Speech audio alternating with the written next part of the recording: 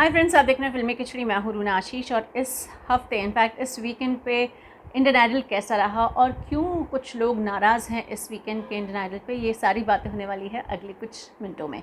Friends, इस बार का जो इंडियन आइडल वीकेंड रहा है अच्छा भी लगा और थोड़ा सा कुछ नहीं अच्छा भी लगा। तो फ्रेंड्स, जो शुरुआत हुई थी वो तो कुछ यूँ थी कि गर्ल्स वर्सेस बॉयज़ रहेंगे, तो सर्टनली कुछ एक राउंड्स रखे गए थे जिसमें कि निहाल और साइली का था, जिसमें साइली जीत गई थी। सेकंड जो राउंड था वो दानिश और अंजलि का था और ये टाई हो गया था। और इसमें दोनों इसलिए मज़ेदार थे क्योंकि दानिश का गाना जो जुगलबंदी थी उनकी सवई के साथ, वो देखने लायक थी। जनरली होता है कि जब भी कोई गायक होता है अपने गाने को जब एंड करने वाला होता है, सर्टनली परफॉर्मेंस के दौरान वो ये नहीं कहेगा कि देखिए संगतकार दादा अब बंद कर दीजिए। वो क्या करता है, वो तिहाई लेता है।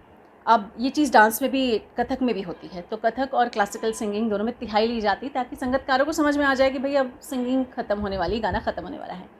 दानिश तिहाई लेने के बाद फिर से आ रहा था। He was jumping back and singing the other song और the singing the other notes, जिसको देख के सवई जो उनको कवर अप कर रहे थे, ये जुगलबंदी बहुत अच्छी थी। सेकेंड, जो अंजलि ने भाटी जी जो कि तबला बजाते हैं उनके साथ जुगलबंदी की थी, दैट वॉज टू गुड। मतलब मैं अपने उस एरा में चली गई थी जहाँ मैं पंडित भीमसेन जोशी साहब से मिला करती थी, या फिर मैंने जगजीत सिंह साहब के साथ इंटरव्यू किया और उनके लाइव परफॉर्मेंस को देखा है। वो जो तबले और सिंगर, वो जो जुगलबंदी होती ना, मुझे उस टाइम की याद आ गई, इसलिए मुझे बहुत अच्छी लगी ये जुगलबंदी की। नेक्स्ट जो था दैट वाज सवई अरुणिता का, जिसमें सवई जीत गए। संडे के एपिसोड में आशीष और सन्मुख प्रिया का नेक्स्ट गाना रखा गया था। अब आता है पवन और अरुणिता का। अरुणिता ने तू चंदा मैं चांदनी गाया और पवन ने कलंक गाया, जिसमें विनर जो है वो अरुणिता को डिक्लेयर किया गया। अब जो एक और था दैट वाज साइली अरुणिता का और सवई और दानिश का सॉन्ग था। यहाँ साइली और अरुणिता की एक खासियत बोलना चाहती हूँ, आंखें बंद करके सुनिए, आपको सीरियसली समझ में नहीं आता है शुरू किसने किया है और आगे उसको सपोर्ट कौन करता हुआ सिंगर चल रहा है।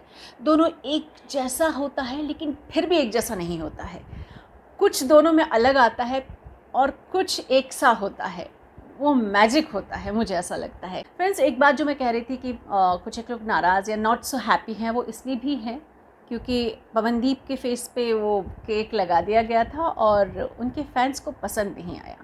ऐसा लगने में ये लग रहा था कि शायद पवन को भी ये पसंद नहीं आया है। और दूसरा, सन्मुख प्रिया के लिए बहुत सारे लोग कई सारी चीज़ें सोशल नेटवर्किंग पर बोल रहे हैं, मैं नहीं बोलना चाहती, आप सभी इस बारे में जानते हैं। इन दोनों के बारे में आपका क्या कहना है? पवन के रिएक्शंस को देख के आपको क्या लगा? क्या उनको पसंद आया है इस तरीके से केक लगाया जाना? कहने के लिए फ़न था, but was it really a funny thing according to you? आपको क्या लगता है, ज़रा लिख कर बताइए। जय हिंद।